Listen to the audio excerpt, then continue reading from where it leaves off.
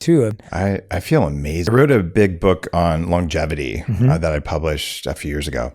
And I went really deep. For 20 years, I've been running a nonprofit and just working in that field. But I went really deep and I started doing the stuff more aggressively. And I am now, 11 years younger than my calendar age. And last week, I just got some gene therapy that'll take another 9 years off my measured age. So I should test to be about 30 years old, even though the calendar believes something different. What is that measuring? So I've heard people talk about measuring their age before. How is that calculating? Obviously, we know how your calendar age marks, but how are they calculating a biological age? Like, what does that look like? What are the processes? You draw a little bit of blood. And then they look at something called DNA methylation, about 800,000 different data points.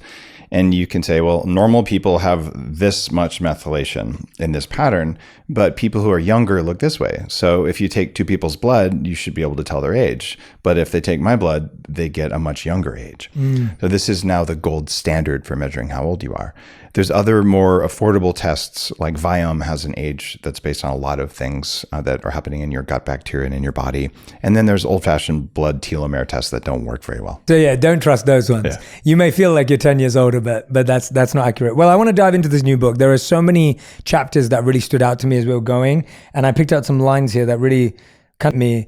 This one I thought was huge, and I love how you start the book on laziness, and you talk about tapping into the power of laziness. And I was just thinking, this is so true, because whenever anyone's trying to shift their health, whether it's biohacking, whether it's mental health, whatever it may be, laziness seems to be like this big elephant in the room, right? It's like that thing that slows you down, it makes you lax, it feels like it's negative, but you say you're not lazy, your body is, and you talk about tapping into the power of laziness.